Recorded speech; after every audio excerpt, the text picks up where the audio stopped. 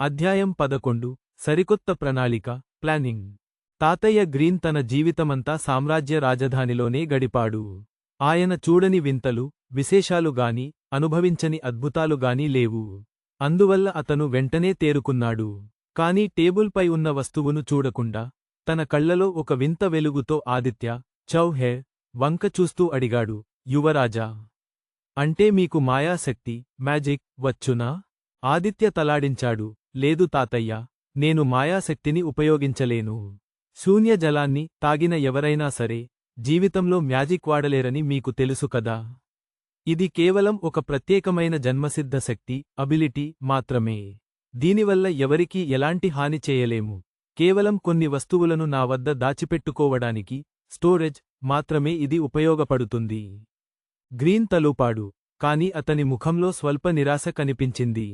ఆ తర్వాత అతను నెమ్మదిగా టేబుల్ వైపు చూశాడు. అక్కడ ఉన్న ముల్లంగిని చూడగానే అతను ఒక్కసారిగా మంత్రముగ్ధుడై దాన్ని చేతిలోకి తీసుకుని పరీక్షించసాగాడు. దాన్ని మాటిమాటికి వాసన చూస్తూ చివరకు ఒక చిన్న ముక్క కొరికి తిన్నాడు. ఆ రుచికి తలాడిస్తూ ముల్లంగిని మళ్లీ టేబుల్పై పెట్టి ఆదిత్యవైపు చూశాడు. యువరాజా, ఇది మాయాదుంప ముల్లంగి, మ్యాజిక్ వీట్ టర్నప్. ఆర్క్ ఖండంలో ఇది చాలా సాధారణమైన మాయా కూరగాయ. ఆదిత్య ఆశ్చర్యపోయాడు. మాయా కూరగాయలా? అంటే ఇక్కడ వేరే రకమైన కూరగాయలు కూడా ఉంటాయా? గ్రీన్ అవునన్నట్టు తలూపాడు. అవును యువరాజా, ఆర్క్ ఖండంలో కూరగాయలు రెండు రకాలుగా వర్గీకరించబడ్డాయి. ఒకటి సాధారణ కూరగాయలు. ఇవి సాధారణ పౌరులు, బానిసలు తింటారు. ఇక రెండవది మాయా కూరగాయలు. వీటిని సాధారణంగా ప్రభువులు మాత్రమే ఆరగిస్తారు. ఈ కూరగాయలలో కొంత మాయాశక్తి, మ్యాజిక్ ఎనర్జీ దాగి ఉంటుంది. ఇవి కేవలం అత్యంత సారవంతమైన భూముల్లో మాత్రమే పండుతాయి. పైగా వీటిని చాలా జాగ్రత్తగా పెంచాల్సి ఉంటుంది. ఈ మాయా ముల్లంగి కూడా ఆ కోవకే చెందుతుంది. కానీ మాయా కూరగాయలలో ఇది చాలా చౌకైనది.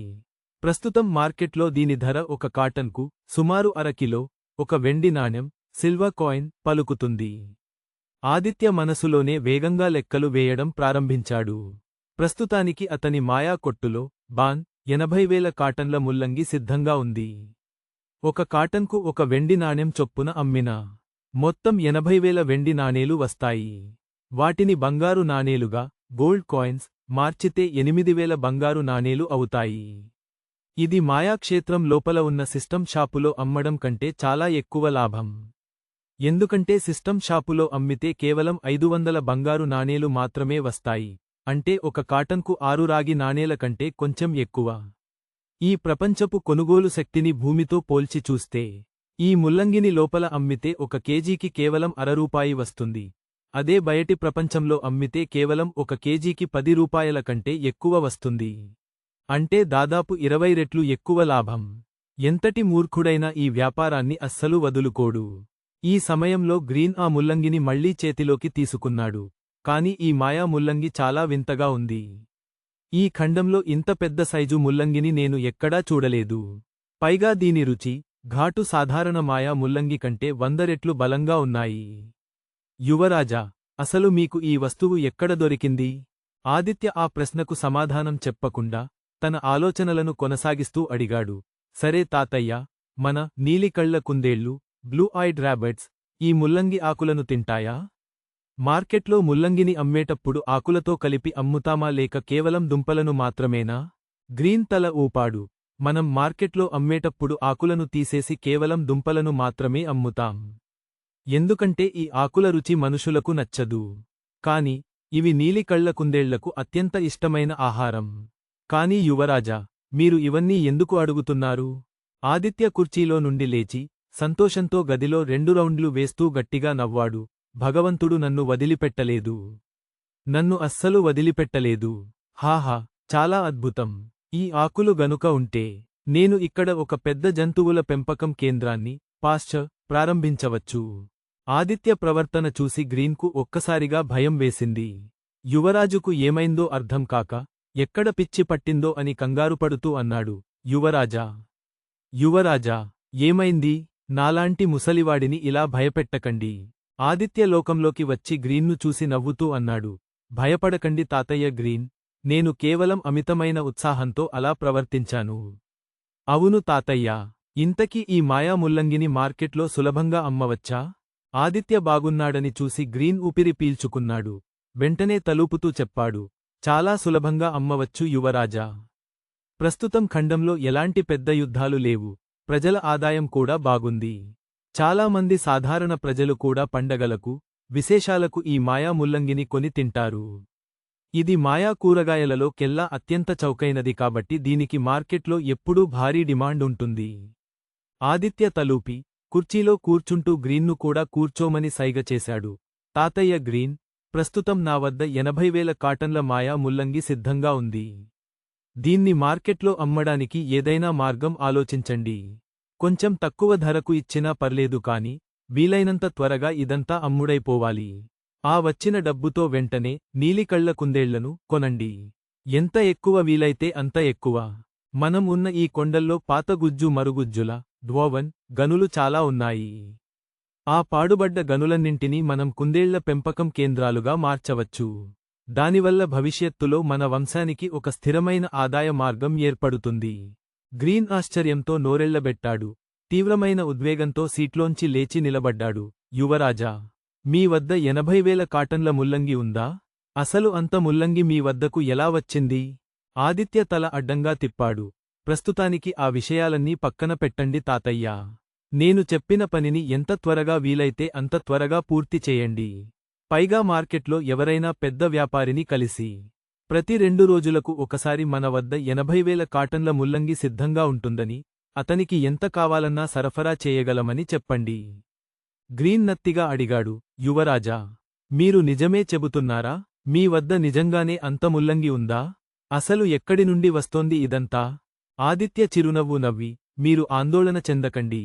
నేను చెప్పిన బాధ్యతను నెరవేరిస్తే చాలు. పని చాలా వేగంగా జరగాలి. అదే సమయంలో అత్యంత రహస్యంగా, లో ప్రొఫైల్ ఉండాలి.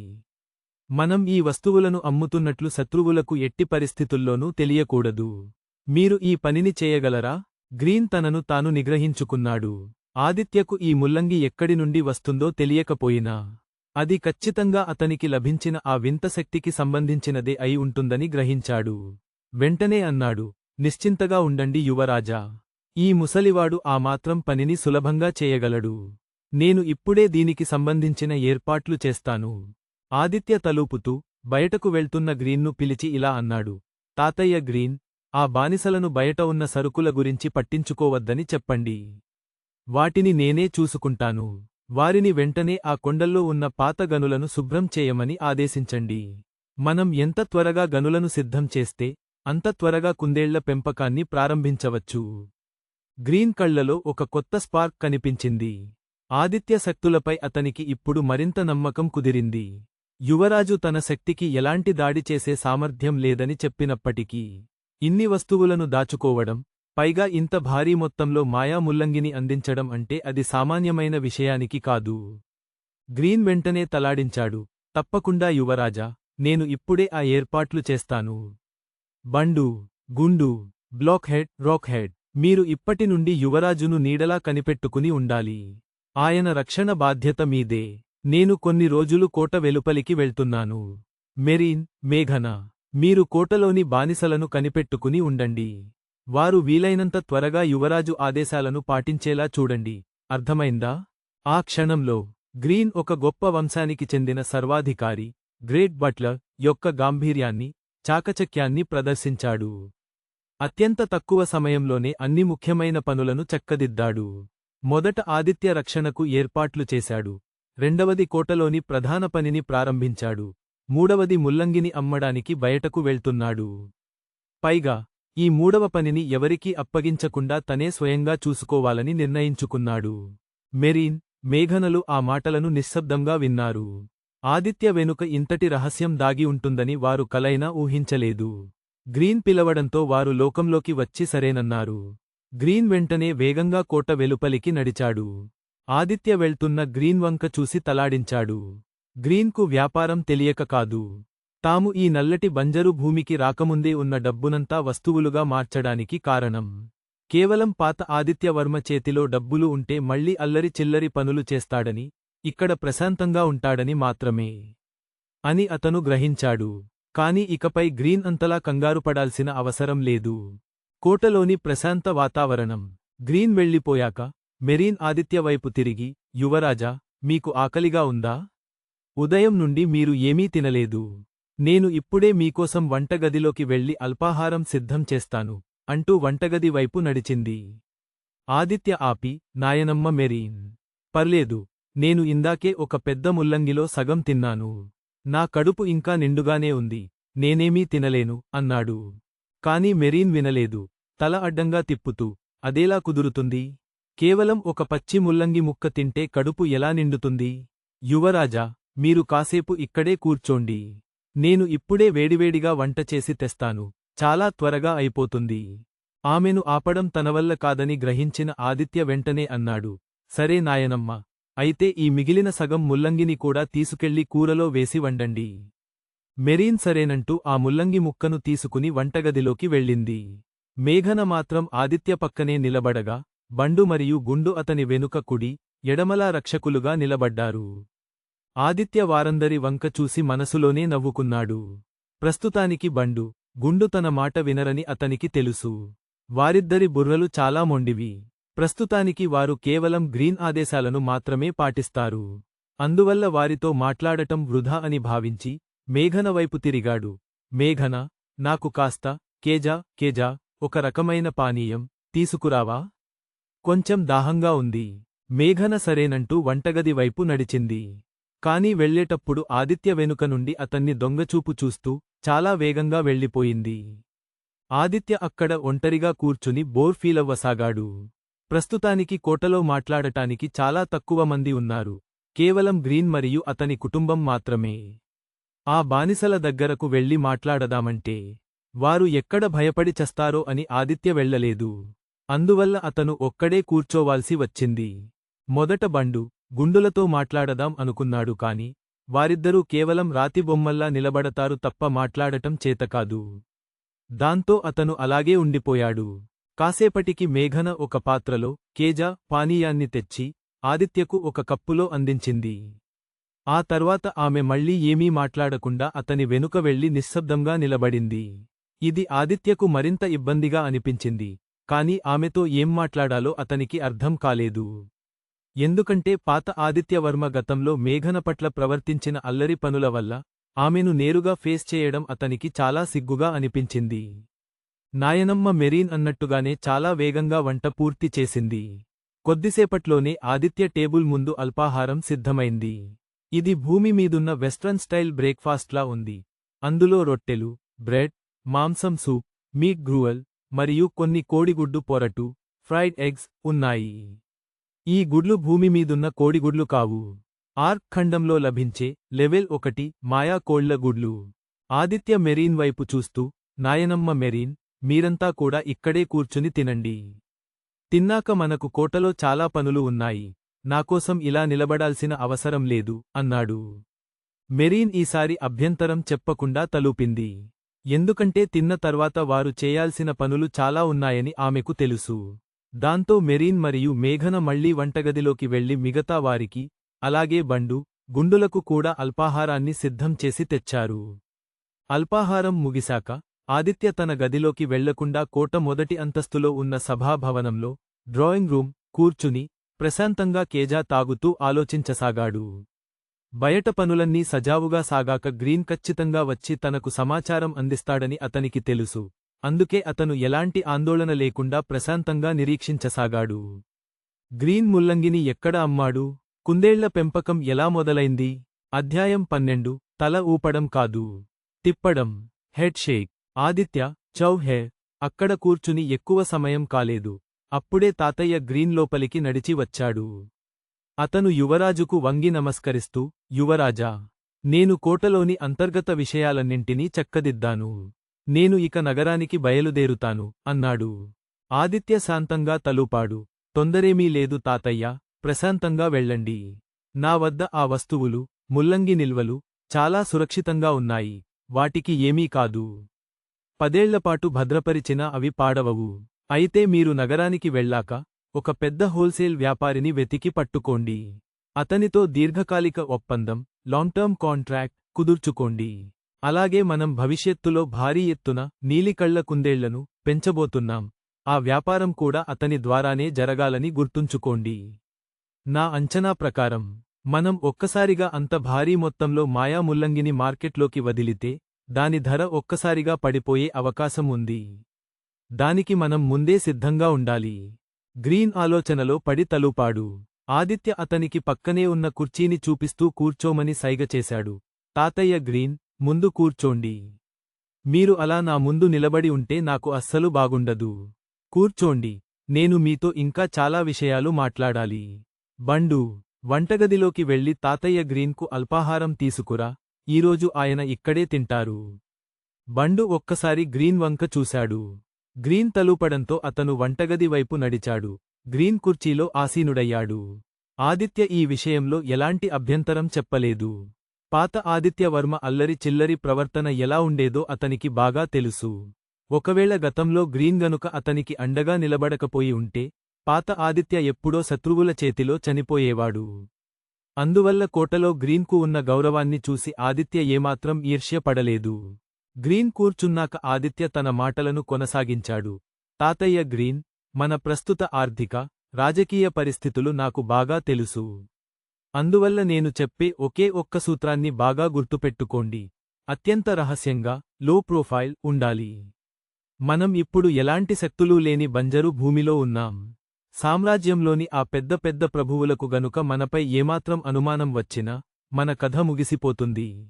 అందువల్ల ఈ ముల్లంగి వ్యాపారానికి మన బుడా వంశానికి ఎలాంటి సంబంధం ఉందనే విషయానికి బయటి ప్రపంచానికి అస్సలు తెలియకూడదు. గ్రీన్ అవునన్నట్టు తలూపాడు. ఆదిత్య చిన్నగా నిట్టూర్చాడు.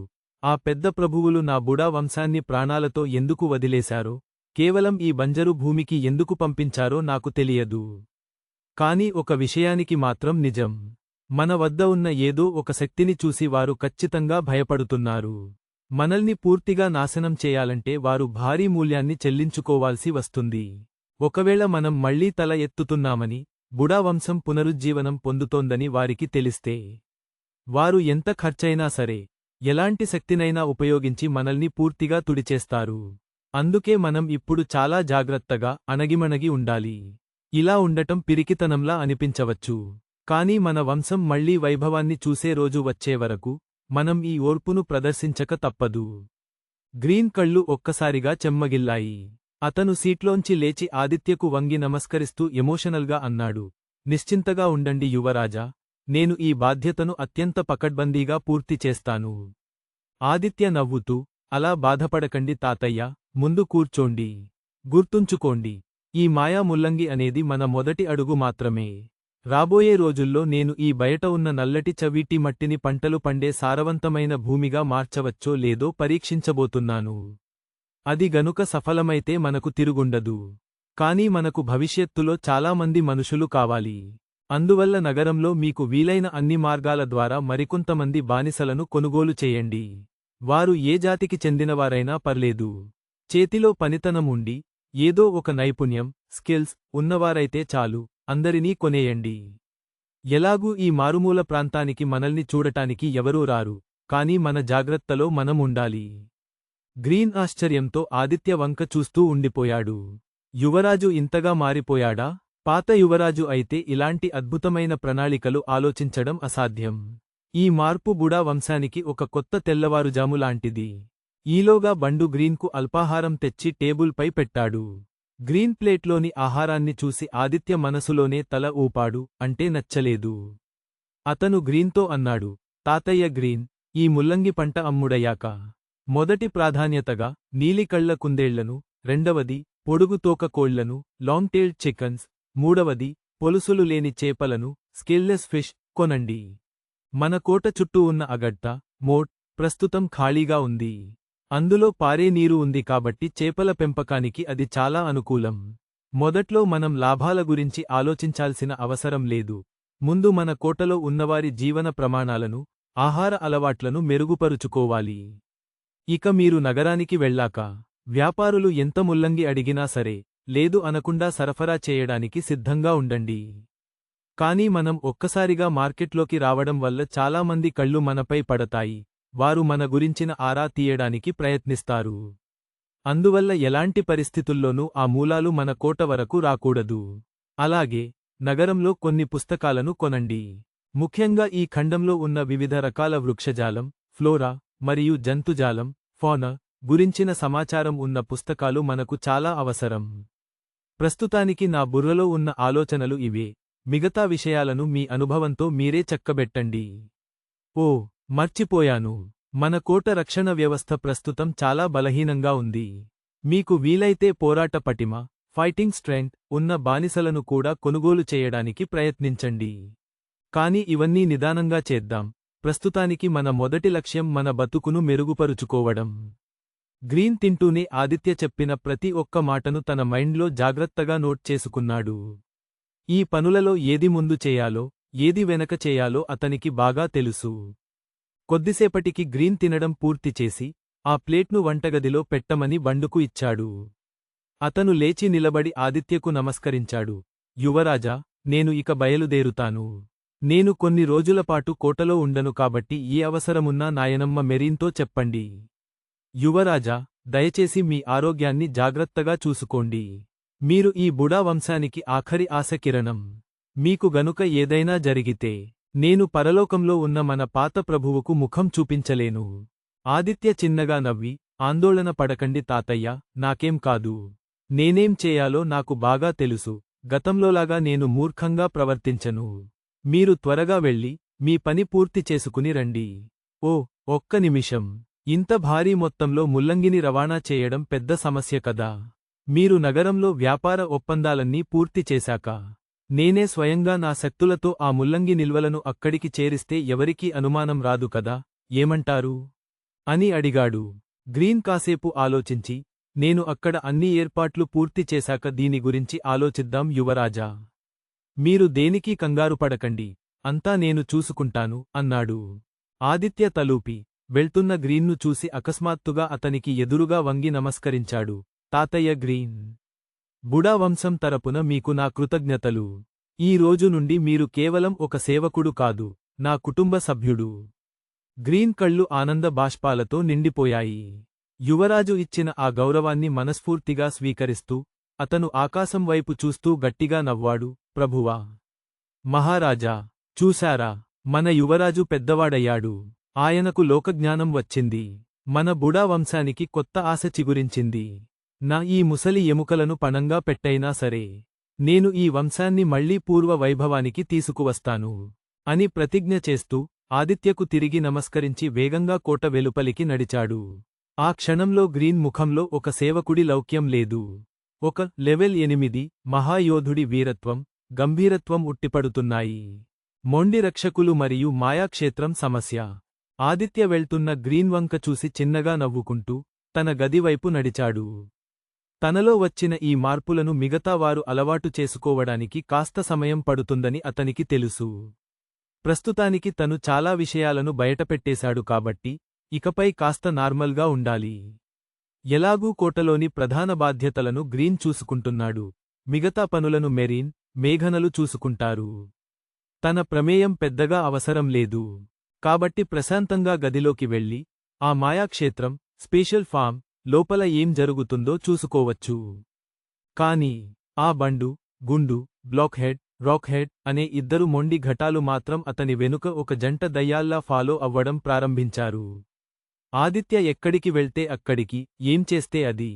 గ్రీన్ ఇచ్చిన ఆదేశాలను అక్షరాలా పాటిస్తూ అతని వెనుకే నడుస్తున్నారు. ఇది ఆదిత్యకు పెద్ద తలనొప్పిగా మారింది. ఆదిత్యకు ఆ మాయాక్షేత్రం రహస్యాన్ని గ్రీన్ కుటుంబానికి తప్ప ఇప్పుడే వేరే ఎవరికీ చెప్పడం ఇష్టం లేదు.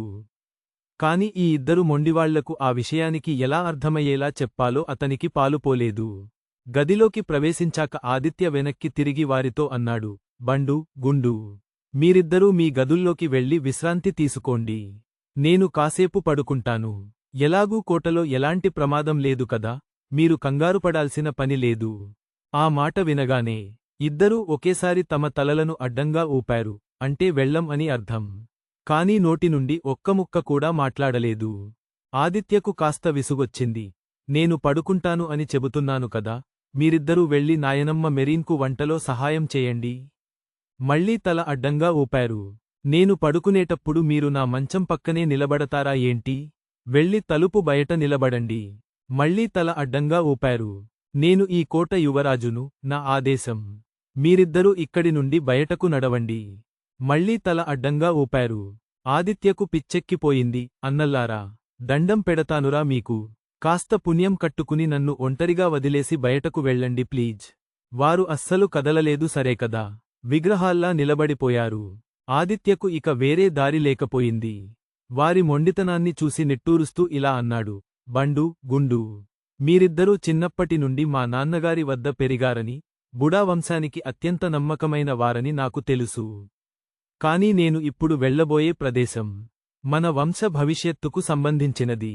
అందువల్ల మీరు నా వెనుక రావడం కుదరదు. ఒకవేళ నేను ఇప్పుడు మీ కళ్లముందే అకస్మాత్తుగా మాయమైపోయినా మీరు అస్సలు కంగారుపడకండి.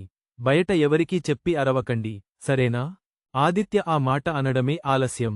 ఆ ఇద్దరు అన్నదమ్ములు ఒక్కసారిగా తమ వీపులపై ఉన్న 2 భారీ ఖడ్గాలను, ట్విన్ లార్జ్ సార్డ్స్, చేతుల్లోకి తీసుకుని నేరుగా తమ సొంత మెడలపై పెట్టుకున్నారు.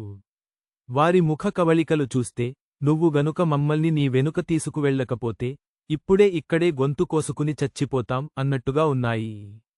ఆదిత్య తన చేత్తో తల బాదుకున్నాడు. ఫేస్పామ్. ఇలాంటి మొండి ఘటాలు తగిలితే వచ్చే తలనొప్పి మామూలుగా ఉండదు. కాని అతను ఏమీ చేయలేడు.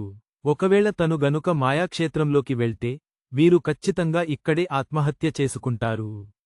వీరు బుడా వంశానికి మిగిలి ఉన్న అత్యంత నమ్మకమైన కొద్దిపాటి సైన్యం.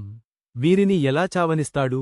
కాని వారిని లోపలికి తీసుకువెళ్తే ఆ క్షేత్రం యొక్క పూర్తి రహస్యం వారికి తెలిసిపోతుంది. ఆదిత్యకు అది అస్సలు ఇష్టం లేదు. అయినప్పటికీ ఆదిత్యకు ఆ క్షేత్రం గురించి ఇంకా పూర్తిగా తెలియదు. తెల్లవారుజామున నాటిన ఆ క్యాబేజీ విత్తనాలు ఇప్పుడు ఎంతవరకు పెరిగాయో అతనికి చూడాలి. ఒకవేళ పంట పండితే దాన్ని సేకరించాలి. ఎందుకంటే అది మనకు వచ్చే డబ్బు. వీటన్నిటికీ మించి ఆ క్షేత్రంలో ఉన్న అమృత జలాన్ని, స్పెషల్ వాటర్ మరియు మట్టిని బయటకు తీసుకురావచ్చో లేదో అతను పరీక్షించాలి. ఆ మాయా మట్టితో బయట ఉన్న నల్లటి చవిటి మట్టిని సారవంతంగా మార్చవచ్చు. ప్రస్తుతం ఆదిత్యకు అత్యంత కావలసింది అదే. ఆదిత్య లాభనష్టాలను లెక్క వేసుకుంటున్నంతసేపు బండు, గుండు తమ మెడలపై నుండి కత్తులను అస్సలు దించలేదు. వారు ఆదిత్య ఎక్కడ మాయమైపోతాడో అని కళ్ళు పెద్దవి చేసి గుచ్చి గుచ్చి చూడసాగారు. చాలాసేపటి తర్వాత ఆదిత్య ఒక నిర్ణయానికి వచ్చాడు. వారిద్దరి వంక చూసి చేతులేస్తూ చిన్నగా నవ్వాడు. సరే, ఏడవకండి. మీరిద్దరూ కూడా నా వెనుకే రండి. కానీ గుర్తుంచుకోండి, ఈరోజు మీరు అక్కడ ఏం చూసినా సరే బయట ఎవరికీ చెప్పకూడదు. ఒకవేళ చెప్పాలి అనుకుంటే కేవలం తాతయ్య గ్రీన్, నాయనమ్మ మెరీన్ మరియు మేఘన, ఈ ముగ్గురికి తప్ప ప్రపంచంలో మరెవ్వరికీ చెప్పకూడదు. కనీసం రాత్రిపూట నిద్రలో కలవరించడం కూడా చేయకూడదు. అర్థమైందా? ఆ మాటతో ఆ ఇద్దరూ ఒకేసారి తమ తలలను నిలువుగా ఊపారు. అంటే సరేనని అర్థం. కానీ చేతిలో ఉన్న కత్తులను మాత్రం అస్సలు వదలలేదు. బండు, గుండు మాయాక్షేత్రాన్ని చూసి ఎలా స్పందించారు? క్యాబేజీ పంట పండిందా? అధ్యాయం 13. మారిన దృక్పథం, చేంజ్ ఆఫ్ పర్సెప్షన్. ఆదిత్య, చౌహే ఆ ఇద్దరి ముఖాల వంక చూశాడు. వారు మాత్రం నిశ్శబ్దంగా నిలబడి ఉన్నారు. వీరేమీ అంత అమాయకులు కారని అతనికి అర్థమైంది. ఏదేమైనా తన కుటుంబంలాంటి ఈ నమ్మకస్థులకు అబద్ధాలు చెప్పడం అతనికి ఇష్టం లేదు. పైగా ఎప్పటికైనా ఈ మాయాక్షేత్రం, స్పేస్ ఫామ్ గురించి వారికి చెప్పక తప్పదు. కాబట్టి వారిని లోపలికి తీసుకువెళ్లడమే మంచిదని అతను భావించాడు. ఆదిత్య చిన్నగా నవ్వి, సరే, ముందు ఆ కత్తులు కింద పెట్టండి. మీరు విషయాలను చాలా సీరియస్గా తీసుకుంటున్నారు. నేను సిద్ధంగా ఉన్నాను. మనం లోపలికి వెళ్తున్నాం అన్నాడు. అతను మాట ముగించడమే ఆలస్యం. ఆ ముగ్గురూ ఉన్నఫలంగా ఆ గది నుండి మాయమైపోయారు. మరుక్షణంలో వారు మాయాక్షేత్రం లోపల ప్రత్యక్షమయ్యారు. బండు, గుండు, బ్లాక్హెడ్, రాక్హెడ్ ఒక్క క్షణం స్తంభించిపోయారు. ఆ తర్వాత నెమ్మదిగా కళ్ళు తెరిచి ఆ వింత లోకాన్ని పూర్తిగా పరిశీలించసాగారు. పొలాల్లో ఇప్పుడిప్పుడే మొలకెత్తుతున్న ముల్లంగి మొక్కలను, పక్కనే ఉన్న గడ్డి గుడిసెను, ఆ గుడిసె ముందు కుప్పగా పడి ఉన్న విభిన్న వస్తువులను వారు ఆశ్చర్యంతో చూడసాగారు. ఇంకా చేతుల్లో కత్తులు పట్టుకుని రాతిబొమ్మల్లా నిలబడిన ఆ ఇద్దరినీ చూసి ఆదిత్య వారి భుజాలపై తట్టి నవ్వుతూ అన్నాడు. ఆ కత్తులను కాస్త పక్కన పెట్టండి. ఈ ప్రశాంతమైన చోట వాటికి అస్సలు పనిలేదు, అవునా కాదా? ఆ మాటతో బండు, గుండులకు ఒక్కసారిగా లోకజ్ఞానం వచ్చింది.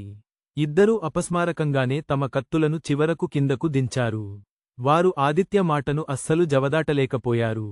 ఎందుకంటే ఈ మాయాలోకంలో అడుగుపెట్టాక ఆదిత్య నోటి నుండి వచ్చే ప్రతి మాట వారికి అత్యంత పవిత్రమైనదిగా, ఖచ్చితంగా పాటించాల్సిన శాసనంగా అనిపించింది.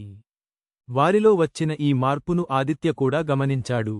ఇప్పటి నుండి వారు తనను కేవలం ఒక యువరాజులా కాకుండా తమ సర్వాధికారిగా భావించి తన ప్రతి ఆదేశాన్ని ప్రాణాలకు తెగించి అయినా పాటిస్తారని అతనికి అర్థమైంది. అయితే అతను ఆ ఆలోచనల్లో ఎక్కువసేపు మునిగిపోలేదు. వెంటనే పొలంలో పెరుగుతున్న ముల్లంగి మొక్కలను, గుడిసె లోపల ఉన్న వస్తువులను నిశితంగా పరిశీలించాడు. ప్రస్తుతానికి అతని ఖాతాలో ఉన్న 200 బంగారు నాణేలు తప్ప అక్కడ మరే మార్పులూ లేవు. తను భూమి మీద గేమ్ ఆడేటప్పుడు సిస్టమ్ తరచుగా పొలాల్లో పిచ్చిమొక్కలను, వీడ్స్, పురుగులను, ఇన్సెక్ట్స్ సృష్టించేదని అతనికి గుర్తుంది. అవి పంట ఎదుగుదలకు ప్రధాన శత్రువులు. అదృష్టవశాత్తు ప్రస్తుతానికి ఇక్కడ అలాంటి పిచ్చిమొక్కలు గాని, పురుగులు గాని రాలేదు. కాని భవిష్యత్తులో ఎప్పుడైనా రావచ్చు కాబట్టి ఆదిత్య తరచుగా ఈ క్షేత్రాన్ని గమనిస్తూ ఉండాలి. పంట ఎప్పుడు పండుతుందో సిస్టమ్ వాయిస్ అలర్ట్ ఇస్తుంది కాబట్టి ఆందోళన లేదు. కానీ పిచ్చిమొక్కలు మొలిచినా లేదా పురుగులు పట్టినా సిస్టమ్ ఎలాంటి అలర్ట్ ఇవ్వదు. కాబట్టి ఈ విషయంలో మాయాక్షేత్రం అతనికి సహాయం చేయలేదు. తనే స్వయంగా చూసుకోవాలి. ఇలాంటి విషయాల్లో అతను ఎలాంటి అజాగ్రత్త వహించలేడు. ఎందుకంటే ఇది వారి ఆదాయాన్ని దెబ్బతీస్తుంది.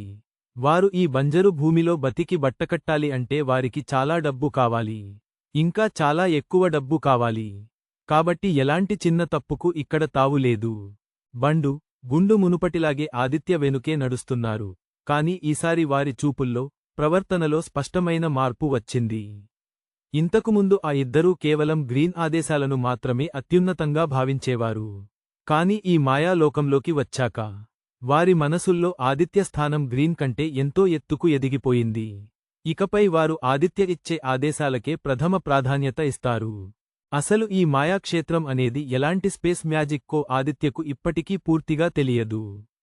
కాని ఇక్కడున్న ప్రతి వస్తువు, ప్రతి అణువు అతని ఆజ్ఞలకు లోబడి పనిచేస్తాయనేది మాత్రం నిజం. అయితే ప్రస్తుతం తన లెవెల్ చాలా తక్కువగా ఉందని అతనికి తెలుసు. అందుకే రాబోయే రోజుల్లో ఈ క్షేత్రం యొక్క లెవెల్ను వేగంగా పెంచాలి. ఇది ఉన్నత స్థాయికి చేరుకుంటే దీని శక్తులు మరింత పెరుగుతాయి. తను ఈ మాయాక్షేత్రానికి అధిపతి కాబట్టి అతను ఈ లోపలికి ఏ వస్తువును తెచ్చినా అది ఆటోమేటిక్గా అతన్ని తన యజమానిగా స్వీకరిస్తుంది. తనేమీ దేవుడు కాకపోయినా ఈ స్థలానికి మాత్రం అతనే సర్వాధికారి. బండు, గుండుల మనసులో కూడా ఇప్పుడు అదే భావం బలంగా నాటుకుపోయింది. ఆదిత్యకు ఈ విషయానికి ఇంకా పూర్తిగా తెలియదు. అతను కేవలం క్షేత్రంలో ఏదైనా కొత్త మార్పులు వచ్చాయేమోనని వెతుకుతున్నాడు. కాని అంతా మామూలుగానే ఉంది. లెవెల్ పెరిగినందుకు సిస్టమ్ కేవలం కొన్ని విత్తనాలను మాత్రమే బహుమతిగా ఇచ్చింది. అయినప్పటికీ ఆదిత్య నిరాశ చెందలేదు. అతని వద్ద ఉన్న డబ్బు ప్రస్తుతానికి మరోసారి విత్తనాలు కొనడానికి సరిపోతుంది. ఒకవేళ పంట పండే సమయానికి గ్రీన్ తిరిగి రాకపోయినా తను పండిన పంటలో కొంత భాగాన్ని సిస్టమ్ షాపులోనే బంగారు నాణేలుగా మార్చుకుని కొత్త విత్తనాలను కొనుగోలు చేయవచ్చు. ఆదిత్య ఇప్పుడే వేరే రకాల విత్తనాలను నాటాలని అనుకోవడం లేదు. ఎందుకంటే ఈ ప్రపంచంలోని ఇతర మొక్కల గురించి అతనికి సరైన అవగాహన లేదు. ఒకవేళ తెలియని పంటలు పండిస్తే మార్కెట్లో వాటికి డిమాండ్ లేకపోతే నష్టపోవాల్సి వస్తుంది. ప్రస్తుత పరిస్థితిలో అతను అలాంటి నష్టాలను భరించలేడు. ఈ ప్రపంచంలో మాయా ముల్లంగికి మంచి డిమాండ్ ఉంది కాబట్టి ప్రస్తుతానికి ముల్లంగి విత్తనాలే అత్యంత సురక్షితమైన మార్గం. ఆదిత్య చిన్న పొరపాటు కూడా చేయకూడదు. ఎందుకంటే అది అతని ప్రాణాలకే కాదు, మొత్తం బుడా వంశ భవిష్యత్తుకే ప్రమాదకరం. తాను కేవలం ఆడం బుడా శరీరాన్ని లేదా అతని కోటను మాత్రమే వారసత్వంగా పొందలేదు. దానితో పాటు ఒక భారీ బాధ్యతను కూడా తన భుజాలపై వేసుకున్నానని ఆదిత్యకు స్పష్టంగా తెలుసు. అందుకే అతను ఎలాంటి సాహసాలు చేయకుండా స్థిరత్వాన్ని కోరుకుంటూ అత్యంత రహస్యంగా, లో ప్రొఫైల్ ఉండాలని అనుకుంటున్నాడు. తన శత్రువులకు గనుక ఈ విషయాలు తెలిస్తే వారు తనను ఖచ్చితంగా చంపేస్తారు. అంతా బాగుందని నిర్ధారించుకున్నాక ఆదిత్య బండు, గుండుల వైపు తిరిగి, ఇక్కడ ప్రస్తుతానికి చేయడానికి ఏమీ లేదు, మనం మళ్ళీ బయటకు వెళ్దాం అన్నాడు. ఇప్పుడు ఆ ఇద్దరూ అతని ఆజ్ఞలకు పూర్తిగా లోబడి ఉన్నారు కాబట్టి ఎలాంటి అభ్యంతరం చెప్పలేదు. ఇద్దరూ ఒకే స్వరంతో సరే యువరాజా అన్నారు. ఆదిత్య ఒక్కసారిగా ఆశ్చర్యపోయాడు. బండు, గుండులు తనకు ఇంత మర్యాదగా, పద్ధతిగా సమాధానం ఇవ్వడం ఇదే మొదటిసారి. అతను వింతగా వారి వంక చూశాడు కాని ఎలాంటి తేడా కనిపించలేదు. అతను బయటకు వెళ్ళాలని అనుకోగానే ముగ్గురూ ఒకేసారి క్షేత్రం నుండి బయటకు వచ్చి తిరిగి అతని గదిలో ప్రత్యక్షమయ్యారు. కోట వెలుపల క్షేత్ర పరిశీలన గదిలోకి రాగానే ఆదిత్య చుట్టూ చూశాడు. తలుపు ఇంకా లోపలి నుండి మూసే ఉంది కాబట్టి ఎవరూ లోపలికి రాలేదు.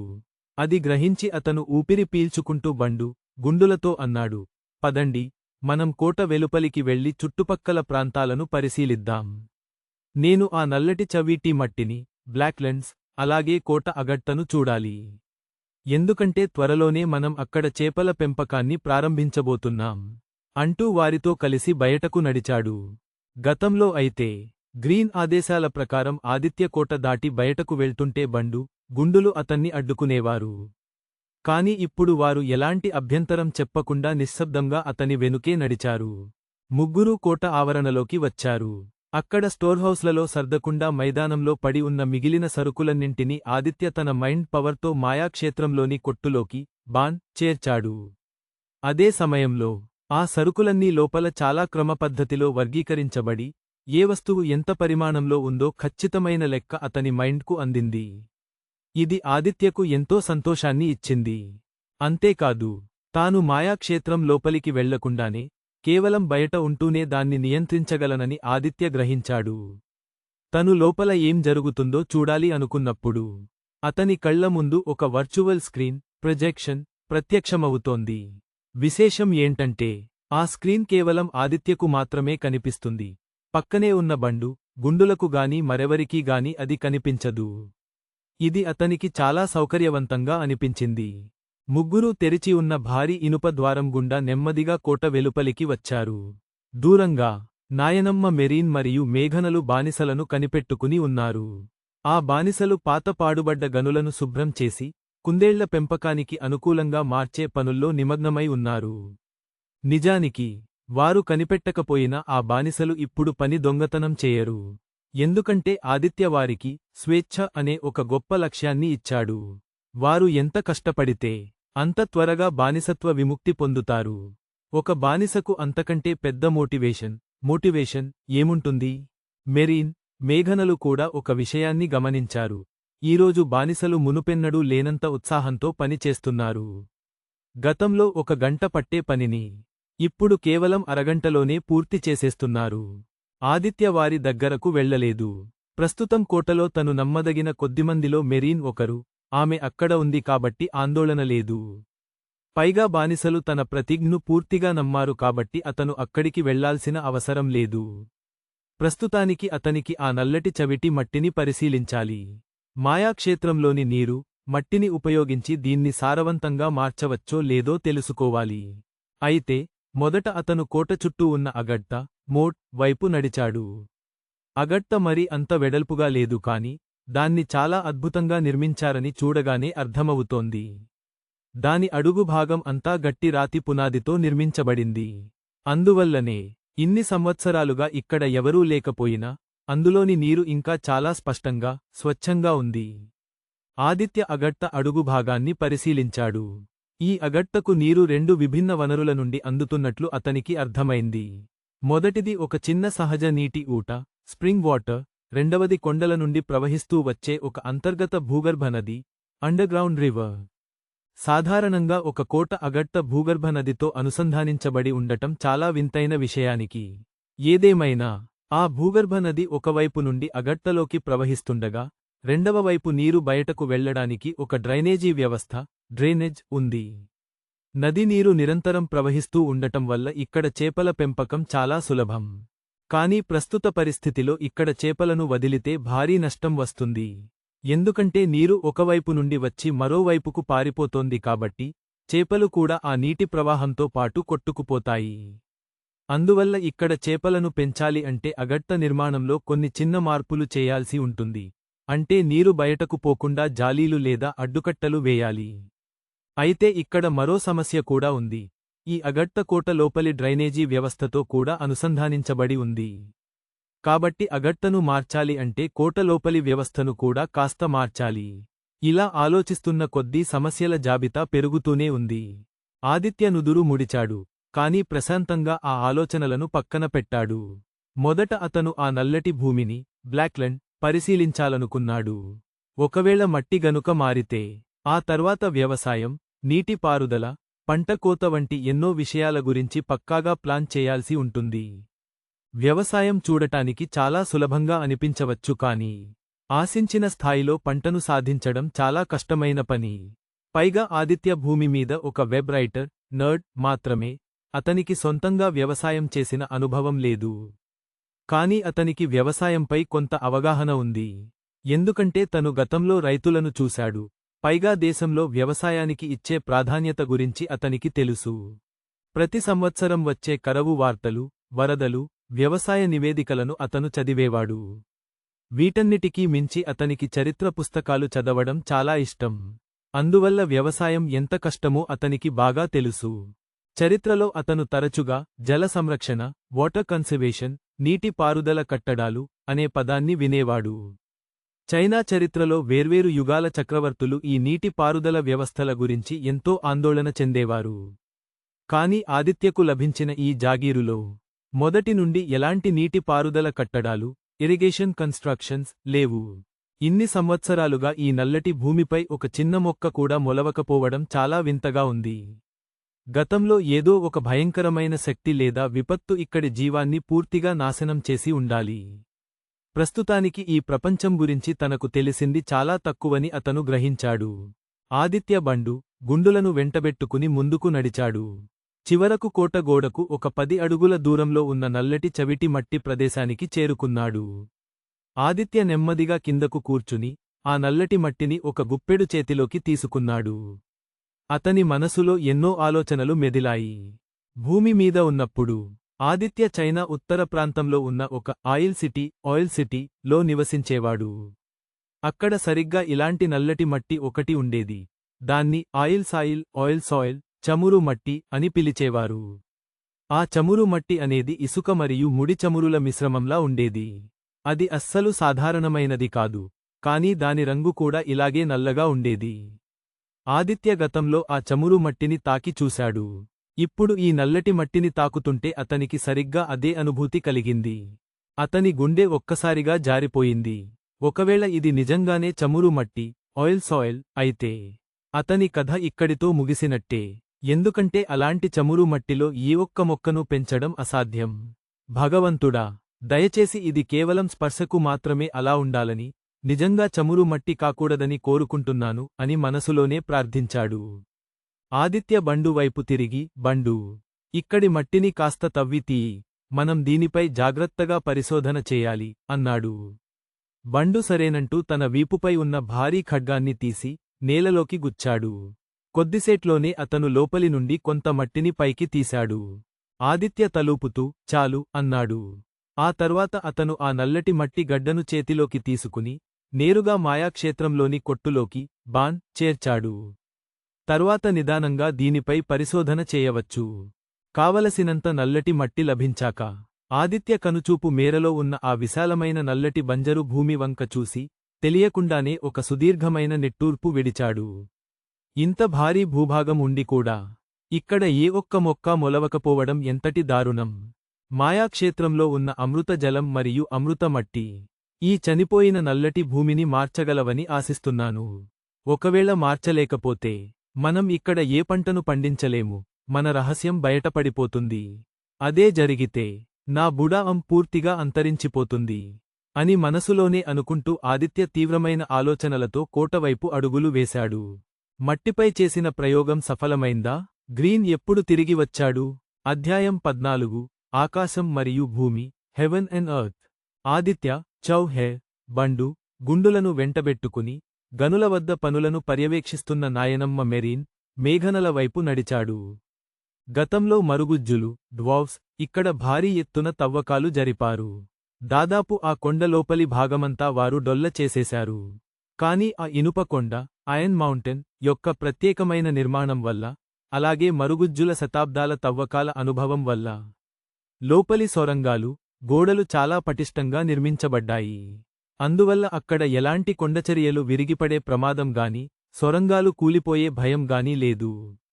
మెరీన్, మేఘనలు కూడా గ్రీన్లాగే బుడా వంశానికి తరతరాలుగా సేవ చేస్తున్నవారు కాబట్టి బానిసలను కనిపెట్టుకుని పని చేయించడం వారికి పెద్ద కష్టమైన పనేమీ కాదు. ఇక ఆ బానిసలు ఆదిత్య తమకు ఇచ్చిన స్వేచ్ఛ ప్రకటనతో సరికొత్త ఆశలను నింపుకుని అమితమైన ఉత్సాహంతో పనిచేస్తున్నారు. నిజానికి వారిని ఎవరూ కనిపెట్టాల్సిన అవసరం కూడా లేనంతగా వారు శ్రమిస్తున్నారు. ఆ సొరంగాల తవ్వకాల్లో బానిసలకు ఒక వింత విషయానికి తెలిసింది. గని ముఖద్వారం నుండి కొన్ని మీటర్ల లోపలికి వెళ్లగానే అక్కడ విశాలమైన మైదానాలు, నివాస యోగ్యమైన గుహలు కనిపించాయి. అది చాలా శుభ్రంగా ఉంది. మరుగుజ్జులు ఎన్నో ఏళ్లపాటు ఇక్కడే నివసించడానికి వీలుగా ఆ గనులను ఒక చిన్న భూగర్భ నగరంలా, అండర్గ్రౌండ్ సిటీ, తీర్చిదిద్దారు. అక్కడ నీటి వసతి, డ్రైనేజీ సౌకర్యాలు, విశాలమైన హాళ్లు, సరుకులను దాచుకోవడానికి వీలుగా కొండ గోడల్లోనే చెక్కిన పెద్ద పెద్ద గిడ్డంగులు, స్టోరేజ్ హోల్స్ ఉన్నాయి. అయితే ఆ సొరంగాల్లో మరీ అంతలోపలికి వెళ్లడం సాధ్యం కాదు. ఎందుకంటే కొన్ని ప్రధాన సొరంగాలు క్రిందికి వంగి ప్రవహిస్తూ చివరకు నీటితో నిండిపోయిన భారీ గుహల వద్ద ముగుస్తాయి. కాని ఆ నీటి గుహలకు వెలుపల ఉన్న స్థలం మాత్రం చాలా అద్భుతంగా ఉంది. అక్కడ ఎటువంటి ఇబ్బంది లేకుండా ఒకేసారి 10,000 కంటే ఎక్కువ నీలికళ్ల కుందేళ్లను చాలా సులభంగా పెంచవచ్చు. ఈ ఇనుప కొండ అంత ఎత్తైనదేమీ కాదు. సముద్ర మట్టానికి కేవలం 1000 మీటర్ల ఎత్తులో ఉంటుంది. కానీ దీని చుట్టూ అర్ధచంద్రాకారంలో 1000 మైళ్ల పొడవునా విస్తరించి ఉన్నదే ఆ భయంకరమైన నల్లటి బంజరు భూమి, బ్లాక్ వేస్ట్. ఇక ఈ ఇనుప కొండకు సరిగ్గా వెనుక భాగంలో ఆర్క్ ఖండంలోని 5 అత్యంత ప్రమాదకరమైన నిషేధిత ప్రాంతాలలో 5 ఫర్బిడెన్ ల్యాండ్స్ ఒకటైన కుళ్ళిన శవాల చిత్తడి నేల, క్యారియన్ స్వాంప్ ఉంది. ఆ కొండల రంగు ముదురు గోధుమ రంగులో ఉంది. అక్కడక్కడ కొన్ని పిచ్చిమొక్కలు మొలుస్తున్నప్పటికీ అవన్నీ చావడానికి సిద్ధంగా ఉన్నట్లు ఎండిపోయి ఉన్నాయి. చుట్టుపక్కల ఉన్న కొన్ని వంకర టింకర చెట్లు కూడా సరైన పోషకాలు లేక ఎండిపోయినట్లు కనిపిస్తున్నాయి. ఇదంతా చూసి ఆదిత్య మనసులోనే నిట్టూర్చాడు. సామ్రాజ్యంలోని ఆ ప్రభువులు తమను ఎందుకు ఇక్కడికి బహిష్కరించారో అతనికి ఇప్పుడు పూర్తిగా అర్థమైంది. వారు తమకు ఉరిశిక్ష వేయకపోయినప్పటికీ ఇలాంటి మృత్యుప్రాంతంలో ఉంచడం అంటే ఈరోజు కాకపోతే రేపైనా చావడం ఖాయం. తాము ఇక్కడికి వచ్చే ముందే తాతయ్య గ్రీన్ తన తెలివితేటలతో వంశ ఆస్తులనంతా అమ్మి సరుకులు మరియు బానిసలుగా మార్చుకోగలిగాడు. ఆ ప్రభువులు కూడా దానికి అభ్యంతరం చెప్పలేదు. ఎందుకంటే కేవలం కొద్దిపాటి సరుకులతో బుడా వంశం ఈ మరుభూమిలో మళ్లీ ప్రాణం పోసుకుంటుంది అనుకోవడం ముమ్మాటికీ మూర్ఖత్వమే అని వారు భావించారు. ఆదిత్య వేగంగా నడుస్తూ గనుల వద్దకు చేరుకున్నాడు. కాని మెరీన్, మేఘనలు బానిసలకు పనులను నిర్దేశించడంలో బిజీగా ఉండటం వల్ల అతని రాకను గమనించలేదు. ఈ గనులను మరుగుజ్జులు నిర్మించినప్పటికీ వాటి ద్వారాలు చాలా పెద్దవిగా ఉన్నాయి. దాదాపు 3 మీటర్ల ఎత్తు, 5 మీటర్ల వెడల్పు. మనుషులు సులభంగా తిరగడానికి, నివసించడానికి ఇవి ఎంతో అనుకూలం. ఆదిత్య ఆశ్చర్యపోయాడు. మరుగుజ్జులు భూగర్భంలో ఇంతటి అద్భుతమైన నగరాన్ని సృష్టించగలరని అతను అస్సలు ఊహించలేదు. రాతి తోరణాలతో, స్టోన్ ఆర్చర్స్ పటిష్టంగా ఉన్న ఆ సొరంగాల లోపలికి చూస్తూ ఆదిత్య తలాడించాడు. ఇది చాలా మంచి ప్రదేశం. దీనికి కొన్ని చిన్న చిన్న మార్పులు చేస్తే కుందేళ్లను పెంచడానికే కాకుండా తమకు ఒక రహస్య స్థావరంలా, సీక్రెట్ బేస్ కూడా ఉపయోగపడుతుంది. కానీ దానికి సమయం పడుతుంది కాబట్టి ఆ ఆలోచనను మైండ్లో నోట్ చేసుకున్నాడు. అదే సమయంలో మెరీన్ ఆదిత్యను చూసి వేగంగా అతని వద్దకు వచ్చింది.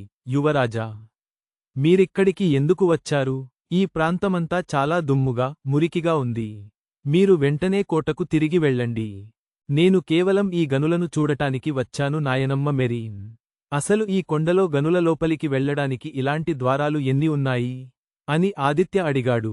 మెరీన్ కాసేపు ఆలోచించి, ఇంత పెద్ద కొండకు కేవలం 2 ప్రధాన ద్వారాలు మాత్రమే ఉన్నాయి యువరాజా. ఒకటి మన కోట వైపు ముఖం చేసి ఉంటే, రెండవది కొండకు అవతలి వైపు ఉంది. ఇక మిగిలినవన్నీ కేవలం కొన్ని డజన్ల చిన్న చిన్న గుసగుస సొరంగాలు, స్మాల్ టనల్స్ మాత్రమే అని చెప్పింది. ఆదిత్య తలూపాడు. ఈ సొరంగాలన్నీ లోపల ఒకదానితో ఒకటి కలిసి ఉంటాయా? అసలు ఇవి ఎంత లోతుకు వెళ్తాయి? మనం గనుక ఇక్కడ అడ్డుకట్టలు, బ్యారికేడ్స్ నిర్మిస్తే మనం పెంచే కుందేళ్లు బయటకు తప్పించుకోకుండా చూసుకోవచ్చా? యువరాజా, మీరు మరీ అంతగా కంగారుపడకండి. ఈ గనులను అనుభవజ్ఞులైన మరుగుజ్జులు నిర్మించారు. కొండ కూలిపోకుండా ఉండటానికి వారు పద్ధతిగా తవ్వకాలు జరిపారు తప్ప ఎక్కడ పడితే అక్కడ పిచ్చి సొరంగాలు తవ్వలేదు. ఇక్కడ ఉన్న ఒకే ఒక్క సమస్య ఏంటంటే, కొన్ని సొరంగాలు నేరుగా నీటితో నిండిన గుహల వైపు వెళ్తాయి. ఆ నీరు ఎంత లోతు ఉందో ఎవరికీ తెలియదు కాబట్టి అది ఒక డెడ్ ఎండ్. కానీ ఆ గుహల వల్ల మనకు ఎలాంటి ప్రమాదం లేదు. ఈ స్థలం యువరాజు గారికి ఎన్నో రకాలుగా ఉపయోగపడుతుంది. మీరు నిశ్చింతగా ఉండవచ్చు. చాలా మంచిది. ఆదిత్య చిరునవ్వు నవ్వాడు.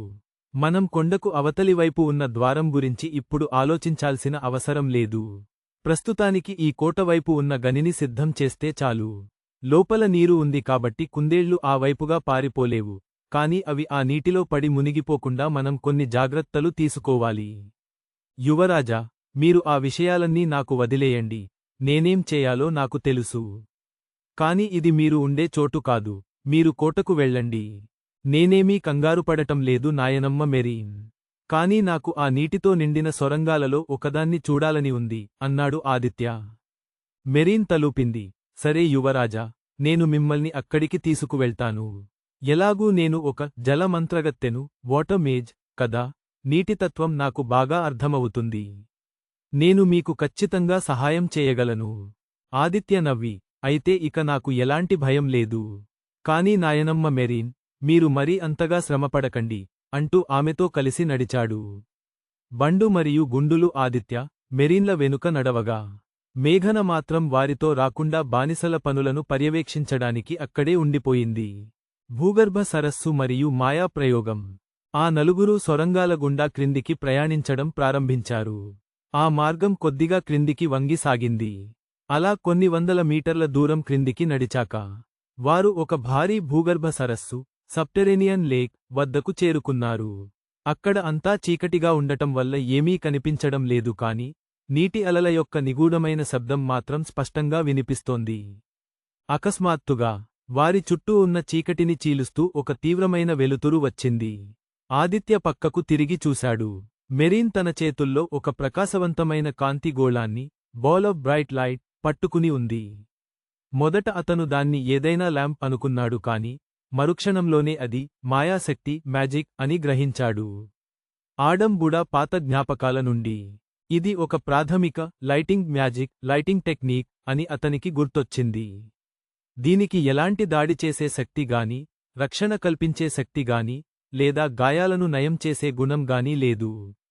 ఇది కేవలం వెలుతురును మాత్రమే ఇస్తుంది. ఆర్క్ ఖండంలోని అత్యంత బలహీనమైన మంత్రగాళ్లతో సహా ప్రతి ఒక్కరికీ ఈ విద్య వచ్చు. ఎందుకంటే దీన్ని నేర్చుకోవడం చాలా సులభం, పైగా ఎలాంటి ఆంక్షలు లేవు. ఆదిత్య చుట్టుపక్కల చూశాడు. ఆ మాయా వెలుతురు సహాయంతో అతనికి ఆ భూగర్భ సరస్సు స్పష్టంగా కనిపించింది. అంత భారీ నీటి నిల్వను చూస్తే దాన్ని సరస్సు అనడంలో ఎలాంటి తప్పు లేదు. నిశితంగా గమనిస్తే ఆ నీటి ఉపరితలంపై కొన్ని చిన్న చిన్న దీవులు, ఐలాండ్స్ విడివిడిగా కనిపిస్తున్నాయి.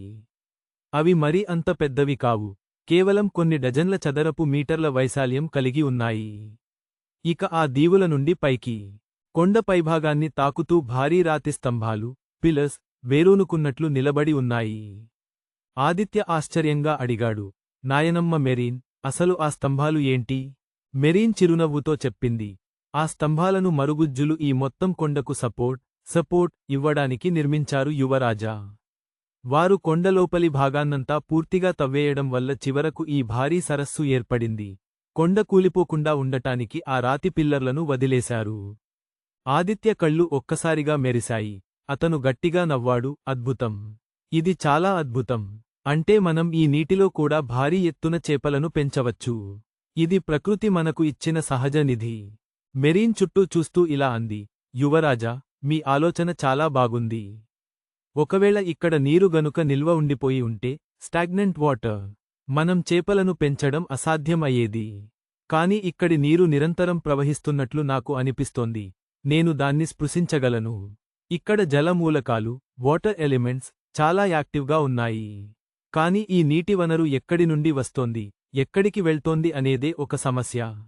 నీరు ప్రవహిస్తోంది అంటే దానికి ఖచ్చితంగా ఒక అవుట్లెట్, నీరు బయటకు వెళ్లే మార్గం ఉంటుంది. లేకపోతే నీటిమట్టం ఎప్పుడో పెరిగిపోయేది. కాబట్టి ఆ నీరు ఎటో ఒకవైపు వెళ్ళిపోతుంటే మనం ఇక్కడ ఎన్ని చేపలను వదిలినా అవన్నీ ఆ ప్రవాహంతో పాటు బయటకు కొట్టుకుపోతాయి కదా. ఆదిత్య తలూపాడు. అవును, అది నిజంగానే పెద్ద సమస్య. కానీ నేను కోట చుట్టూ ఉన్న అగట్టలో మోట్ కూడా సరిగ్గా ఇదే సమస్యను గమనించాను. బహుశా ఆ అగట్ట, ఈ భూగర్భ సరస్సు ఒకదానితో ఒకటి అనుసంధానించబడి ఉండవచ్చు. దీనివల్ల మనం ఈ సమస్యను సులభంగా పరిష్కరించవచ్చు. అతను మెరీన్ వైపు తిరిగి, నాయనమ్మ మెరీన్, నాకోసం ఆ సరస్సు నుండి కొంత నీటిని సేకరించి ఇవ్వగలవా? నేను దానిపై చిన్న పరిశోధన చేయాలి అని అడిగాడు. ఆదిత్య, పరిశోధన అంటే ఏంటో మెరీన్కు అర్థం కాలేదు. కాని ఆమె యువరాజు అడిగినట్లే చేసింది. ఆమె చేతులతో కొన్ని మాయాముద్రలను, హ్యాండ్ గెస్చర్స్, ప్రదర్శించగానే ఆ సరస్సు నుండి దాదాపు 1 మీటర్ పరిమాణం ఉన్న ఒక పెద్ద నీటి బుడగ, వాటర్ బబల్, పైకి లేచి ఆదిత్య కళ్ల ముందు గాల్లో తేలసాగింది. మాయాశక్తి ఇంత అద్భుతంగా ఉంటుందా అని ఆదిత్య మనసులోనే ఆశ్చర్యపోయాడు. కాని అతను సమయాన్ని వృధా చేయలేదు. కేవలం తన ఆలోచనతో గాల్లో తేలుతున్న ఆ భారీ నీటి బుడగను నేరుగా తన మాయాక్షేత్రంలోని కొట్టులోకి పంపించేశాడు. క్షేత్రాన్ని ఒకసారి పరిశీలించి ఆ నీటి బుడగ అక్కడ చాలా సురక్షితంగా నిల్వ చేయబడిందని నిర్ధారించుకున్నాడు. ఆదిత్య తన ఉత్సాహాన్ని ఆపుకోలేకపోయాడు. ఆ మాయా కొట్టు నిజంగానే అసాధారణమైనది. అంత పెద్ద నీటి బుడగను కూడా అది తనలో దాచేసుకుంది. ఇప్పుడు అతని వద్ద నల్లటి మట్టి, అలాగే ఈ భూగర్భ సరస్సు నీరు, 2 వస్తువులు మాయాక్షేత్రంలో సిద్ధంగా ఉన్నాయి. మాయాక్షేత్రంలో మట్టి మరియు నీటి ప్రయోగం ఏమైంది? అధ్యాయం 15. స్థాయి పెరిగింది. Level up. ఆదిత్య చౌహే చేసిన పనికి నాయనమ్మ మెరీన్ నోట మాట రాలేదు.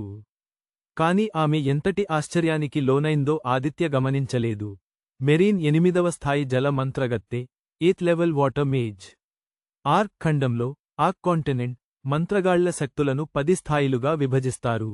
మొదటి 3 స్థాయిల్లో ఉండేవారిని కేవలం విద్యార్థులు, అప్రెంటిసెస్ అంటారు. 4, 5 స్థాయిల్లో ఉండేవారు ప్రాథమిక మంత్రగాళ్లు, లో లెవెల్డ్ మేజర్స్. 6, 7 స్థాయిల వారిని మధ్యమ మంత్రగాళ్లు, ఇంటర్మీడియట్ మేజర్స్ అనగా.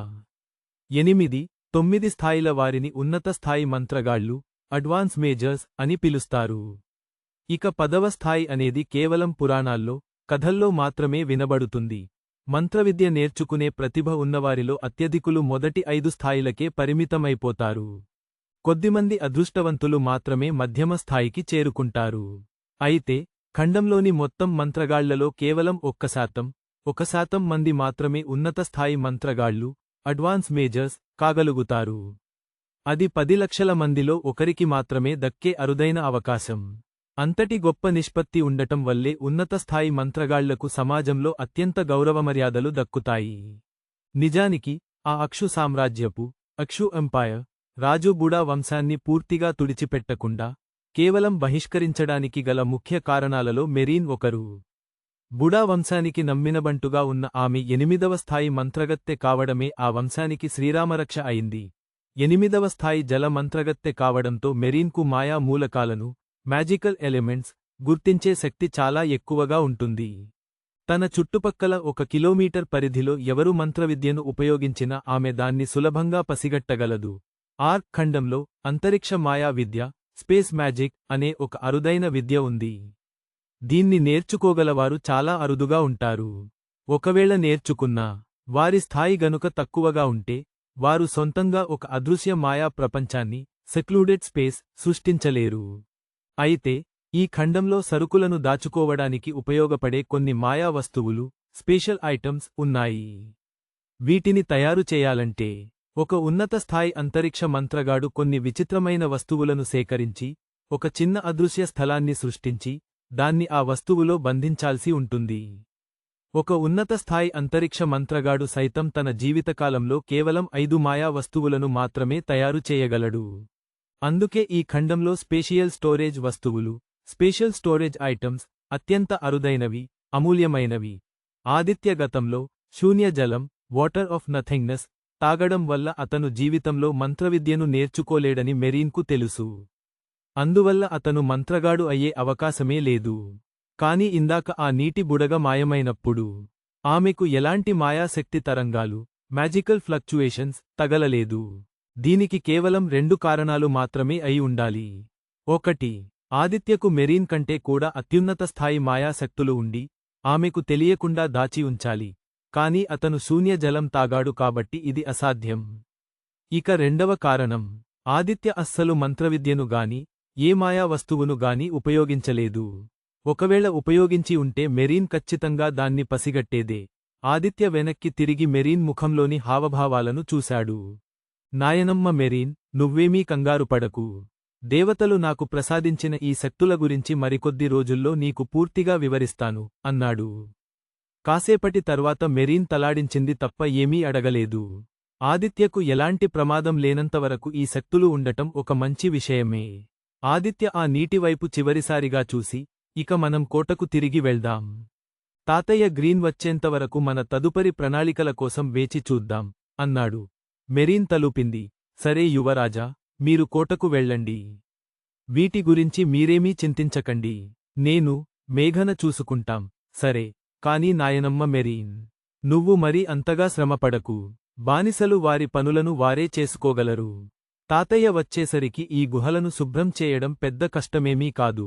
యువరాజు నిజంగానే చాలా పెద్దవాడైపోయాడు. ఇతరుల గురించి ఎంతగా ఆలోచిస్తున్నాడో. మెరీన్ నవ్వింది. మీరేమీ కంగారు పడకండి. నా ముసలి ఎముకలు ఇంకా గట్టిగానే ఉన్నాయి.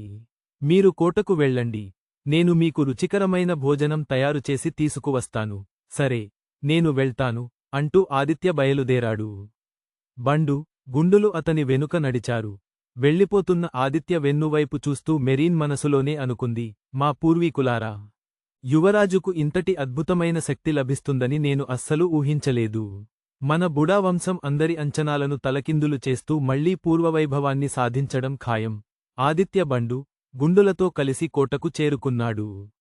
అతను ఎంత త్వరగా వీలైతే అంత త్వరగా ఆ నల్లటి మట్టిని, నీటి బుడగను పరీక్షించాలనుకున్నాడు. తన గదిలోకి వెళ్లిన వెంటనే ఆ ఇద్దరి వైపు తిరిగి, మీరిద్దరూ నాతో లోపలికి రావద్దు. తలుపు బయటే నిలబడి కాపలా కాయండి. ఎవరైనా వస్తే నేను పడుకున్నానని చెప్పండి అని ఆజ్ఞాపించాడు. ఆదిత్య వారిని పరీక్షించాలనుకున్నాడు. వారు తన మాట వింటారో లేదో చూడాలనుకున్నాడు. ఎప్పుడైతే అతను వారిని తన మాయాక్షేత్రంలోకి, స్పెషల్ ఫామ్, తీసుకువెళ్లాడో అప్పటినుండి వారి ప్రవర్తనలో చాలా మార్పు వచ్చింది. అతనిపై వారికి ఒక రకమైన భయభక్తులు ఏర్పడ్డాయి. అందుకే వారు ఇప్పుడు తన మాట వింటారో లేదో చూడాలనుకున్నాడు. వారు ఏమాత్రం సంకోచించకుండా, సరే మహారాజా అన్నారు. ఆదిత్య బండు, గుండులను బయట కాపలా ఉంచి తలుపులు వేసేసుకున్నాడు. ఆ ఇద్దరూ ఇంతలా వినయం చూపిస్తారని అతను ఊహించలేదు. కాని ఇది మంచి పరిణామమే. వెంటనే అతను తన మాయాక్షేత్రంలోకి ప్రవేశించాడు. మాయాక్షేత్రంలో అద్భుతం, స్థాయిలు పెరగడం. మాయాక్షేత్రంలోకి అడుగుపెట్టగానే తన ఆలోచనతో ఆ నల్లటి చవిటి మట్టి కుప్పను తన ముందు ప్రత్యక్షం చేసుకున్నాడు. మరుక్షణమే ఆ మాయాక్షేత్రపు రహస్యస్వరం వినిపించింది. మాయాక్షేత్రం నోటిఫికేషన్, నేల మార్పిడికి ఉపయోగపడే కొత్త పదార్థం కనుగొనబడింది. ఇందులో భారీ మొత్తంలో హానికరమైన పదార్థాలు ఉన్నాయి. ప్రస్తుత మాయా మట్టి, స్పెషల్ ఎర్త్, మరియు మాయా జలం, స్పెషల్ వాటర్ సహాయంతో ఈ చవిటి మట్టిని రోజుకు 1 మ్యూ చొప్పున సారవంతమైన భూమిగా మార్చవచ్చు. ఈ కొత్త పదార్థాన్ని కనుగొన్నందుకు గాను మీ స్థాయి 3కి పెరిగింది. మీ మాయా మట్టి 2వ స్థాయికి, లెవెల్ 2 అప్గ్రేడ్ చేయబడింది. మీకు బహుమతిగా 2 బస్తాల మొక్కజొన్న విత్తనాలు, కార్న్ సీడ్స్ ఇవ్వబడ్డాయి. ప్రతి బస్తా విత్తనాలతో 1 ఎకరం పొలంలో సాగు చేయవచ్చు. మీ స్థాయి పెరగడం వల్ల ఈ క్షేత్రంలో పంటలు పెరిగే వేగం 11 రెట్లు, 11 ఫోల్డ్ పెరిగింది. ఆదిత్య మనసు ఆనందంతో నిండిపోయింది. తన స్థాయి పెరగడమే కాకుండా 2 బస్తాల మొక్కజొన్న విత్తనాలు వస్తాయని అతను అస్సలు ఊహించలేదు. మొక్కజొన్న అనేది చాలా ఎక్కువ దిగుబడిని ఇచ్చే అద్భుతమైన పంట. మొక్కజొన్న గనుక పండిస్తే వారి ఆహార సమస్యలన్నీ దాదాపు తీరిపోతాయి. కాని అన్నింటికంటే ముఖ్యమైన విషయానికి ఏంటంటే, ఆ మాయాజలం, మాయామట్టి సహాయంతో బయట ఉన్న నల్లటి చవిటి మట్టిని సారవంతంగా మార్చవచ్చు. ఇది నిజంగా అద్భుతమైన వార్త. రోజుకు కేవలం 1 ము, దాదాపు 0.16 ఎకరాలు భూమిని మాత్రమే మార్చగలిగినప్పటికీ ఈ చవిటి వనప్రాంతంలో అదొక గొప్ప వరమే. అయితే తన స్థాయి పెరిగినప్పటికీ మాయాక్షేత్రంలోని భూమి వైశాల్యం మాత్రం పెరగలేదు. గతంలో అతను కంప్యూటర్ గేమ్ ఆడేటప్పుడు స్థాయి పెరిగిన ప్రతిసారీ పొలం వైశాల్యం దానంతట అదే పెరిగేది. కాని ఇక్కడ అలా జరగకపోవడం అతనికి వింతగా అనిపించింది. అతను దీని గురించి ఆలోచిస్తుండగానే మళ్ళీ ఆ రహస్య స్వరం వినిపించింది. మీరు కొత్త భూమిని సాగు చేయాలనుకుంటున్నారా? కొత్త భూమిని సిద్ధం చేయడానికి కనీసం 3వ స్థాయి ఉండాలి. అలాగే 200 బంగారు నాణేలు, గోల్డ్ కాయిన్స్ ఖర్చవుతాయి. మీరు మీ మాయా పొలాన్ని మరో 2 ఎకరాల మేర విస్తరించుకోవచ్చు. దీని తర్వాతి భూమి విస్తరణకు మీరు 5వ స్థాయికి చేరుకోవాలి. అలాగే 500 బంగారు నాణేలు అవసరమవుతాయి. ఆదిత్య మొదట ఎంతో సంతోషించాడు కాని మరుక్షణంలోనే ఒక కష్టమైన నిర్ణయం తీసుకోవాల్సిన పరిస్థితి ఏర్పడింది. అతని వద్ద ఇప్పుడు కేవలం 200 బంగారు నాణేలు మాత్రమే మిగిలి ఉన్నాయి. ఒకవేళ అతను ఆ డబ్బుతో పొలాన్ని విస్తరిస్తే విత్తనాలు కొనడానికి అతని వద్ద పైసా కూడా మిగలదు. వాస్తవానికి అతని వద్ద ఉన్న ముల్లంగి, రాడిషెస్ పంటను అమ్మి డబ్బు సంపాదించవచ్చు. కానీ ప్రస్తుతానికి వాటిని అమ్మడం అతనికి ఇష్టం లేదు. అందువల్ల అతను వెంటనే పొలాన్ని విస్తరించకూడదని నిర్ణయించుకున్నాడు. దానికి బదులుగా అతను ఒక మొక్కజొన్న విత్తనాల బస్తాను తెరిచి కొన్ని విత్తనాలను తన చేతిలోకి తీసుకున్నాడు. అవి చాలా పెద్దవిగా, బంగారు రంగులో మెరుస్తూ అతను తన జీవితంలో ఎన్నడూ చూడనంత నాణ్యంగా ఉన్నాయి. ఇవి గనుక పంటగా పండితే వాటి రుచి అద్భుతంగా ఉంటుంది. అకస్మాత్తుగా ఆదిత్య మెదడులో ఒక సరికొత్త ఆలోచన మెరిసింది. అతను తన తలపై కొట్టుకుంటూ, అవును కదా, మొక్కలు తమకు తామే సొంతంగా విత్తనాలను ఉత్పత్తి చేసుకుంటాయి కదా, ఆ విషయానికి నేను పూర్తిగా మర్చిపోయాను. ముల్లంగి మొక్కల నుండి కూడా మనం విత్తనాలను సేకరించవచ్చు. ఇదే గనుక నిజమైతే నేను ఇకపై బయట డబ్బులు పెట్టి విత్తనాలు కొనాల్సిన అవసరమే ఉండదు అంటూ గట్టిగా నవ్వుకున్నాడు. చేతిలో మొక్కజొన్న విత్తనాలను పట్టుకుని ఆదిత్య భూమిని ఇప్పుడే విస్తరించకుండా కాసేపు ఆగాడు. అతను అక్కడే ఎదుగుతున్న ముల్లంగి తోట వైపు చూశాడు. నిజానికి ఈ మాయాక్షేత్రంలో పండే పంటలు తిరిగి విత్తనాలను ఇస్తాయో లేదో అతనికి స్పష్టంగా తెలియదు. ఒకవేళ ఈ క్షేత్రం ఖచ్చితంగా ఆ కంప్యూటర్ గేమ్ లాగే పనిచేస్తే అందులో మొక్కలు సొంతంగా విత్తనాలను ఇవ్వవు. అదే గనుక జరిగితే తన వద్ద ఉన్న చివరి డబ్బును భూమి విస్తరణకు వాడేస్తే అతను పెద్ద ప్రమాదంలో పడతాడు. అందుకే అతను ముల్లంగి పంట పూర్తిగా పక్వానికి వచ్చేంతవరకు ఆగాలని నిర్ణయించుకున్నాడు. ఒకవేళ ముల్లంగి మొక్కలు విత్తనాలను ఇస్తే అతను వెంటనే కొత్త భూమిని విస్తరిస్తాడు. ఇవ్వకపోతే అతని ప్రణాళికలు కొద్దిగా ఆలస్యమవుతాయి. ఈ విషయాన్ని తేల్చుకున్నాక ఆదిత్య కంగారు పడకుండా తన మాయా కొట్టు, బాన్ నుండి ఆ నీటి బుడగను బయటకు తీశాడు. ఆ నీటి బుడగ మాయాక్షేత్రంలోకి వచ్చినా తన రూపాన్ని కోల్పోకుండా అలాగే ఉంది. ఇది ఆదిత్యకు ఉన్న ప్రత్యేక శక్తి కావచ్చు. బయటి ప్రపంచంలో ఇది సాధ్యం కాకపోవచ్చు కాని ఈ మాయాక్షేత్రంలో మాత్రం సాధ్యమైంది. ఆ నీటి బుడగ అలా ప్రత్యక్షమవ్వగానే మళ్ళీ ఆ రహస్య స్వరం పలికింది. మాయాక్షేత్రం నోటిఫికేషన్, అత్యంత నాణ్యమైన కొత్త పదార్థం కనుగొనబడింది. ఇది మాయా జలాన్ని, స్పెషల్ వాటర్, మరింత శక్తివంతంగా మార్చగలదు. ఈ కొత్త పదార్థాన్ని కనుగొన్నందుకు గాను మీ స్థాయి 4కి పెరిగింది. మీకు బహుమతిగా 2 గోధుమ విత్తనాల బస్తాలు, వీట్ సీడ్ బ్యాగ్స్ ఇవ్వబడ్డాయి. ప్రతి బస్తాతో 1 ఎకరం పొలంలో సాగు చేయవచ్చు. మీ మాయాజలం 2వ స్థాయికి, లెవెల్ 2 అప్గ్రేడ్ చేయబడింది. ఇది పంటల ఎదుగుదల వేగాన్ని 20 రెట్లు, డబలింగ్ 10 ఫోల్డ్, 20 టైమ్స్ పెంచగలదు.